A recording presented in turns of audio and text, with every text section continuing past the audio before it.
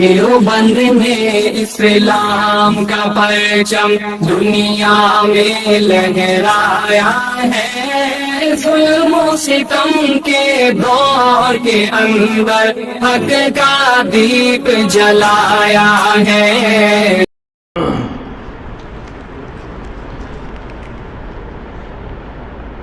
नहमदुहु व नसल्ली अला रसूलिहिल करीम, अम्मा बाद।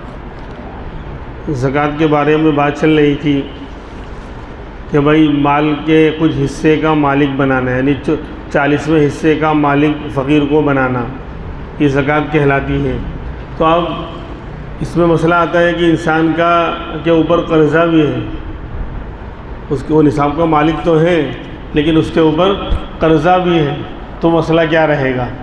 जैसे कि सवाल आया था यहाँ पर कि एक आदमी ने पूरा हिसाब लगाया और उसके सब यानी सोना, ज़ेवरात, चांदी वगैरह ऐसे ही जो है पैसे वगैरह सबका हिसाब लगाया तो 2.5 लाख के करीब ये रकम बनती है। लेकिन उसके मुकाबिल में उसके ऊपर 3.5 लाख का कर्ज़ा है, 3.5 लाख का कर्ज़ा जो देने का है। तो अब मसला क्या रहेगा, तो मसला यही रहेगा कि कर्ज़े को तो माइनस किया जाएगा, अपनी ज़रूरत खाने पीने, रोटी कपड़ा मकान की ज़रूरत को निकाला जाएगा। ऐसे ही कर्ज़ा अगर अपने ऊपर है तो उसको भी माइनस किया जाएगा। कर्ज़ा निकालने के बाद अब अगर रकम बचती है और निसाब का वो मालिक रहता है तब ज़कात वाजिब होगी, फ़र्ज़ होगी, वरना नहीं। अब इसमें कर्ज़े के अंदर एक मसला ये भी आता है कि एक कर्ज़ा तो ये है कि फ़ौरी अदा करना है उसको, उसकी कोई मुद्दत नहीं है। किसी से कर्ज़ा ले रखा था या कोई चीज़ ख़रीदी थी और अपने ऊपर कर्ज़ा आ गया, उसकी कोई मुद्दत नहीं है, अदा करना ही जल्दी। और एक ये होता है कि किस्तों में कर्ज़ा अदा करना होता है। किसी ने मकान ख़रीद लिया या कोई ज़मीन ख़रीद ली या कोई इस तरह का मामला किया कि 5 लाख रुपए उसको अदा करने हैं, लेकिन वो आज ही अदा नहीं करना है, इसी साल 5 लाख अदा नहीं करना है, बल्कि किस्तों में अदा करना है कि 5 साल में, हर साल में 1 लाख रुपए अदा करने हैं, हर साल में 1 लाख रुपए अदा करने हैं। तो 5 सालों में 5 लाख रुपए अदा करने हैं। तो अब क्या वो पूरा 5 लाख माइनस करेगा। इस साल अभी ज़कात निकालनी है और टोटल कर्ज़ा तो 5 लाख है, लेकिन सारा कर्ज़ा फ़िलहाल इस साल उसके ऊपर उसको अदा करना नहीं है। बात समझ आ रही है। तो अब इसका मसला ये है कि इस साल जो किस्त है उसके ऊपर अदा करने की कर्ज़े की वो माइनस होगी। समझ में आ रही बात। जिसे इस साल 5 लाख में से 1 लाख इस साल अदा करना है तो 1 लाख अभी माइनस किया जाएगा। सारे 5 लाख को माइनस नहीं करेंगे, वो तो आइंदा साल फिर दूसरा लाख आएगा, फिर तीसरा लाख आएगा। तो इस साल जो अदायगी ज़िम्मे पर कर्ज़ की वाजिब है उसको माइनस और नफ़ी करेंगे, फिर जो बचेगा उसकी ज़कात अदा की जाएगी अगर निसाब के बक़दर बाकी है तो। खैर, बाकी और किसी के ऊपर कर्ज़ा है या मसला है तो उसकी तफसीलात अलग से मालूम कर सकता है। अब ये मसले हैं, एक ये कि रोज़े में इंजेक्शन लगवाना कैसा है, रोज़े की हालत में इंजेक्शन लगवा सकते हैं या नहीं। तो जवाब ये है कि लगवा सकते हैं, हिम्मत के ऊपर है। शरीयत से यानी रोज़ा तोड़ने से कोई मसला नहीं है कि अगर आपने इंजेक्शन लगवाया तो रोज़ा टूट जाएगा, ऐसा कोई मसला नहीं है। ऐसे लोग जो है वो पचना और हिजामा लगवाते हैं, हिजामा करवाते हैं, तो वो भी करवा सकते हैं। अपनी यानी ताकत के ऊपर है कि बहुत से लोगों को कमज़ोरी आ जाती है खून निकलवाने से या चक्कर आ जाते हैं, वो अपना मेडिकल का और क्या कहते हैं जिस्मानी मसला है। अगर ऐसा प्रॉब्लम है तो ना करें, शरआन कोई नहीं रुकावट नहीं है, शरआन इंजेक्शन लगवा सकते हैं, रोज़ा नहीं टूटेगा। एक सवाल है, ज़कात की रकम को हदिया बोलकर देने से क्या ज़कात अदा हो जाएगी। बिल्कुल अदा हो जाएगी। असल मसला नियत का है, असल मसला नियत का है कि नियत दिल के इरादे का नाम है। आप माल और रकम किसी गरीब को दे रहे हैं और आपने नियत जो की है उसका एतबार होगा। ज़ाहिर में कुछ भी बोला आपने, हदिया बोला या गिफ्ट बोला, लेकिन नियत आपकी ज़कात की है और आपने नियत ज़कात की कर रखी है और सामने वाला ज़कात का मुस्तहिक है, फ़कीर आदमी है, मोहताज आदमी है, तो भले आप उसको हदिया बोलकर दे रहे हैं या कुछ भी बोलकर दे रहे हैं, लेकिन नियत आपकी ज़कात की है तो इंशाअल्लाह ज़कात अदा हो जाएगी। इससे बहुत सारे मसले हल हो गए। इससे जब नियत का एतबार है तो नियत दिल के इरादे का नाम है, उसको ज़ाहिर करने की ज़रूरत नहीं है सामने वाले पर।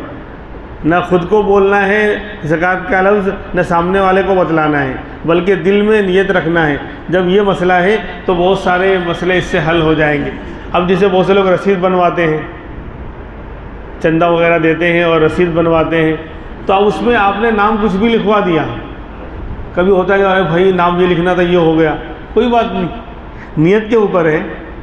नियत आप जो करेंगे, भाई 500 रुपये लिख लो, अब 500 रुपये लिखवा दिया। अब नियत आपने ज़कात की है और सामने वाला मुस्तहिक है, ज़कात अदा हो जाएगी। चाहे उसके ऊपर भूल से कभी क्या कहते हैं अतिया लिखवा गया या कुछ और लिख दिया गया, हदिया लिख दिया गया, उससे फ़र्क नहीं पड़ने वाला। नियत आपकी अगर ज़कात की है तो नियत का है। इन्नमल आमालु बिन्नियात, आमाल का दारो मदार नियत पर है। इससे और भी मसले हल हो गए कि रिश्तेदारों में, अपने ताल्लुक़ वालों में अगर कोई बेचारा मुस्तहिक है, गरीब है, तो आम तौर पर देने वाले को भी शर्म आती है ज़कात का माल, और लेने वाले को भी शर्म से वो बेचारा मर जाएगा। तो ऐसे मौके पर मसला हल हो गया कि आपको बोलने की ज़रूरत ही नहीं है ज़कात का माल दे रहा हूँ। और रिश्तेदारों में कौन मुस्तहिक है और कौन नहीं, किसके पास प्रॉपर्टी है और बैंक बैलेंस है और सोना चांदी वगैरह है, इसका अंदाज़ा लगाना और मालूम करना आसान होता है बिलमुकाबिल अजनबी के। कोई अजनबी फ़कीर है या पेशावर फ़कीर है, आम तौर पर अल्लाह माफ़ करे सब ऐसे नहीं होते, लेकिन बहुत से उसमें ऐसे भी होते हैं जिनका धंधा है, पेशा है उनका मांगना और ज़कात की रकम वसूल करना, हालांकि वो यानी मालदार हैं, यानी देखा जावे तो वो ज़कात के मुस्तहिक और हकदार नहीं है।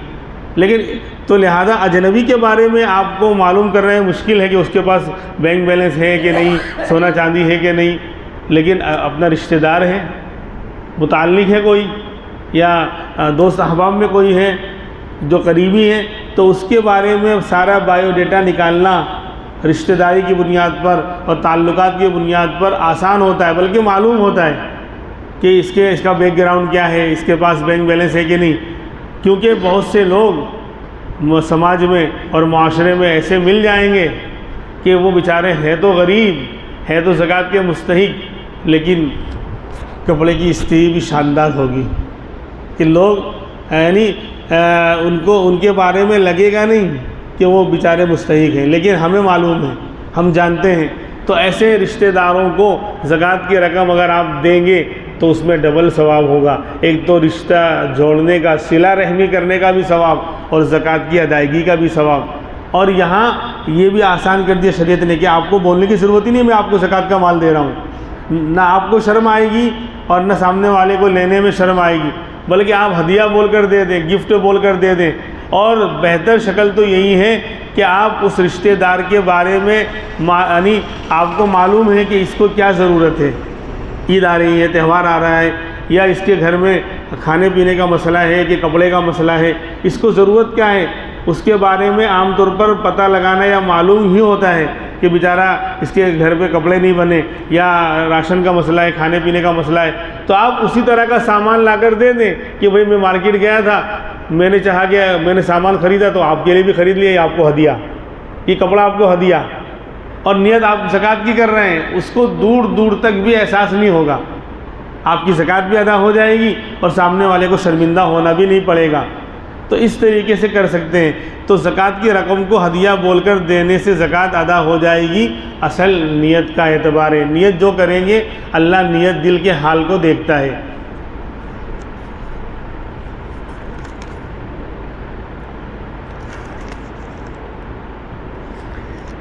एक मसला है, मुफ्ती साहब मेरी वालिदा मुझे जल्दी उठाने के लिए वक्त थोड़ा बढ़ाकर बताती हैं, क्या इस तरह झूठ बोलना जायज़ है? जैसे होता है ना, 7 बज रहा है, उठ जा, 8 बज गए, उठ जा, 7:30 बज गए। आजकल तो झूठ जो है फैशन बन चुका है, और इस मुल्क में वो नीचे से लेके ऊपर तक जितना बड़ा है उतना बड़ा झूठ बोलता है, जितना बड़ा है उतना बड़ा झूठ बोलता है, और इसको गुनाह भी नहीं समझा जाता। हालांकि शरीयत में ये जायज़ नहीं, उसके रास्ते बताए हैं। देखो अभी मैं सारी शक्लें आपको बताऊंगा।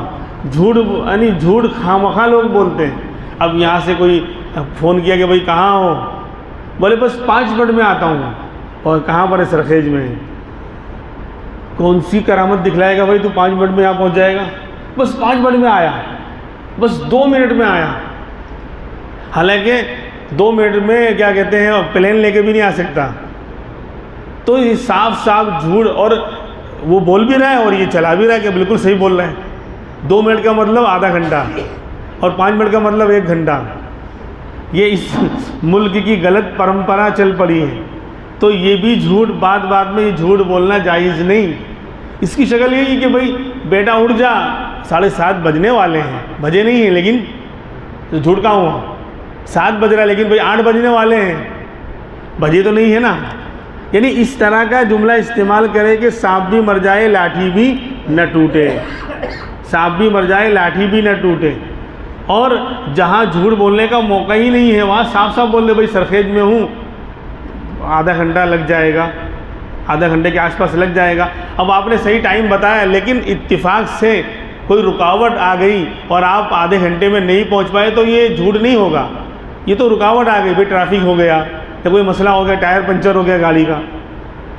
आपने टाइम तो सही दिया था कि आधे घंटे में और 40 मिनट में इंशाल्लाह मैं पहुंच रहा हूं, लेकिन इत्तेफाक से कोई सूरत हाल ऐसी रुकावट कोई आ गई अल्लाह की तरफ से और आप नहीं पहुंच पाए, तो वो झूठ नहीं होगा। क्योंकि झूठ बोलना मजाक में भी शरीयत में जायज़ नहीं है। झूठ बोलना मजाक के अंदर भी शरीयत में जायज़ नहीं। हम तो बात बात में झूठ बोलते हैं, जहाँ बोलना नहीं वहाँ भी बोलते हैं। यानी सामने वाले को साफ साफ बोल दें तो बल्कि इत्मीनान होता है। लिहाजा जो लोग बेचारे वक्त के पाबंद होते हैं वो तो बेवकूफ़ बनते हैं। इस मुल्क में वक्त की पाबंदी करने वाला बेवकूफ़ बनता है। अब शादी कार्ड छपवाएंगे, दावत वलीमा, क्या लिखेंगे? पहले 11 से 2 या 3 लिखते थे, अभी 12 से लिखते हैं। 12 से 3 बजे तक दावत वलीमा, और 1-1:30 बजे बल्कि 2 बजे से पहले खाना शुरू नहीं होगा। तो 12 बजे क्यों लिखा है आपने? क्यों लिखा है? हाँ 2, 5, 10 मिनट 15 मिनट आगे पीछे होता है, वो तो समझ में आता है, लेकिन 2-2 घंटे का झूठ कि 12 से 3 का वलीमा है और 2 बजे से पहले शुरू नहीं हो रहा है, तो बेचारा जो वक्त का पाबंद है वो मारा जाता है। जब आपने टाइम लिखा तो टाइम पर पहुंचना चाहिए। उसका हाँ रुकावट आ गई, प्रॉब्लम आ गई, परेशानी आ गई, वो मसला अलग है, लेकिन आदमी को वक्त का पाबंद बनना चाहिए। वक्त के बारे में झूठ नहीं बोलना चाहिए। अल्लाह के रसूल सल्लल्लाहु अलैहि वसल्लम ने मजाक में भी झूठ नहीं बोला। एक बुढ़िया आपकी खिदमत में आई और कहा अल्लाह के रसूल दुआ कीजिए अल्लाह मुझे जन्नत नसीब करे, अल्लाह मुझे जन्नत में दाखिल करे। आपने कहा फरमाया कि बूढ़ी औरत जन्नत में नहीं जाएगी, बूढ़ी औरत जन्नत में नहीं जाएगी। उसका मुंह उतर गया और बिल्कुल टेंशन लेकर रोते हुए वापस जाने लगी। आप समझ गए कि इसको बात समझ में नहीं आई। कहा बुलाओ बुलाओ। जब वो वापस आई तो कहा कि माई बूढ़ी औरत जन्नत में नहीं जाएगी, मेरी बात बिल्कुल सही है, अल्लाह तुझे जवान करके भेजेगा।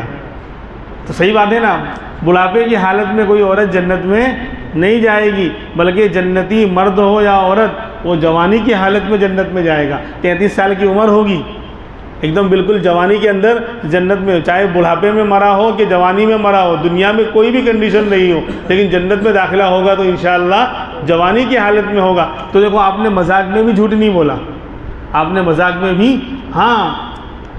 इसलिए ऐसे मौके पर बाज़ मरतबा इस तरह की बातें बनानी पड़ती है, तो ऐसा मामला करना चाहिए कि सांप भी मर जावे लाठी भी न टूटे। तौरिया करना चाहिए, साफ साफ झूठ न बोले। तौरिया का मतलब कि ज़ाहिर में जुमले का मतलब कुछ और हो और बोलने वाले की मुराद कुछ और हो। अब इसकी मिसाल दूँ मैं आपको। अल्लामा कासिम साहब नानोतवी रहमतुल्लाह अलैह, जो दारुल देवबंद की बुनियाद रखने वाले हैं, उन्हीं के नाम से दारुल देवबंद के फारिग को कासमी कहा जाता है। तो हज़रत ने जंग आज़ादी में बड़ी कुर्बानियाँ दी, तो इनके ख़िलाफ़ वारंट निकला, अंग्रेज़ की तरफ से पकड़ का वारंट निकला। तो देवबंद की छत्ता मस्जिद में हज़रत बिल्कुल सादे रहते थे, लुंगी और कुर्ता और ऊपर जो है देहाती टाइप का इमामा बांधते थे। बिल्कुल एकदम ऐसा लगता था कि आम आदमी है, लेकिन इल्म का समंदर थे। तो अंग्रेज़ पुलिस वाला आपको पकड़ने और गिरफ़्तार करने के लिए छत्ता मस्जिद में देवबंद में आया और हजरत से ही यानी मुलाकात हुई। वो तो समझ रहा होगा कि मौलाना कासिम साहब नानोती तो बहुत बड़े शानदार, यानी क्या कहते हैं, उनका लुक भी अच्छा होगा और कपड़े भी शानदार होंगे और एक जाहो जलाल होगा। तो उन्हीं से पूछ रहा है कि मौलाना कासिम साहब को जानते हैं? तो हज़रत जो है जहाँ खड़े थे वहाँ से थोड़ी दूर हट के चले गए और फिर कहा कि अभी थोड़ी देर पहले यहीं थे, अभी थोड़ी देर पहले यहीं थे। तो झूठ हुआ? झूठ नहीं हुआ। वो क्या समझा कि थोड़ी देर पहले यहीं पर थे, अब कहीं चले गए हैं। तो वो तलाश करते करते चला गया। तो ये है तौरिया। लिहाजा ऐसा मौका आए तो ज़ाहिर में ऐसा जुमला बंदा इस्तेमाल करे कि सांप भी मर जाए, लाठी भी ना टूटे, यानी बात भी बन जाए और झूठ भी ना हो। तो ये कहते भाई 7:30 बजने वाले हैं, 8 बजने वाले हैं, उठ जा। 8 बज गए नहीं, वक्त तो बिल्कुल 8 बजने का है, वक्त लेट हो रहा है। तो इस तरह के जुमले इस्तेमाल करना चाहिए। यानी बाद में हम लोग झूठ के इतने आदी हो गए कि अब झूठ ज़िंदगी का हिस्सा बन चुका है। झूठ कोई कह रहा 2 मिनट में आता है तो समझ रहा है कि 15 मिनट तो लगने वाले हैं, आधा घंटा तो लगने वाला है। 2 मिनट का मतलब ये यानी आदमी समझ ही रहता है और कहता है 5-10 मिनट लगेगा तो समझो कि बोले आधे घंटे से ऊपर ही घंटा लगने वाला है। 10 मिनट उसने बोला है। अल्लाह तबारक व तआला हमें जो है इस तरह की चीज़ों की इस्लाह करने की तौफीक अता फरमाए। उसमें होता क्या है कि जो बेचारे पाबंद लोग हैं वाकई कि 7 बजे यानी 7 बजे, तो वो लोग इसमें पिसते हैं। अब 2 मिनट में आता हूँ मुफ्ती साहब, 5 मिनट में आता हूँ मुफ्ती साहब। अब वो मुफ्ती साहब तो बोले 5 मिनट में आ जाएगा। अरे कितनी मरतबा बारहा ये होता है, लोग मसले के लिए टाइम दिया है और असर बाद टाइम दिया तो इशा तक भी नहीं आते हैं।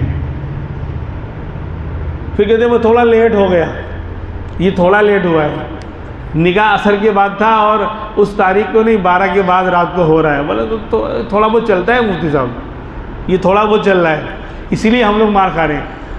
जो वाकई अकीमुस्सलाह पे नमाज की पाबंदी करने वाले जो लोग हैं, नमाज़ पढ़ने वाला नहीं बोल रहा हूँ, जो नमाज की पाबंदी करने वाले हैं, इकामत सलात करने वाले हैं, वो वक्त के पाबंद होंगे। ये पहचान है, इन्ना सलात कानत अलल मुमिनीन किताबम मौक़ूता। नमाज डिसिप्लिन सिखा देती है, वक्त का पाबंद बना देती है। नमाज जो लोग वक्त की पाबंदी के साथ नमाज़ पढ़ते हैं वो वक्त के पाबंद भी बनते हैं, उनके औकात ज़ाय नहीं होते। कह दिया 10 बजे तो 10 बजे यानी 5 मिनट पहले आ जाएंगे, 10:05 नहीं होगा बल्कि 9:55 होगा कि 9:55 पे वो लोग पहुंच जाएंगे। लेकिन आज हमारा माशरा जो है वक्त, हमारे पास टाइम बहुत ज़्यादा है, जो चीज़ ज़्यादा होती है ना उसी को बंदा ज़ाय करता है। तो मुसलमानों के पास वक्त तो बहुत ज़्यादा है, इसीलिए उसको ज़ाय भी खूब करते हैं, उसको बर्बाद भी खूब करते हैं। अल्लाह तबारक व तआला हमें अमल करने की तौफीक अता फ़रमाए। और भी बहुत से मसले हैं इंशाअल्लाह वो आइंदा कल आते रहेंगे। सुब्हानल्लाहि व बिहम्दिही।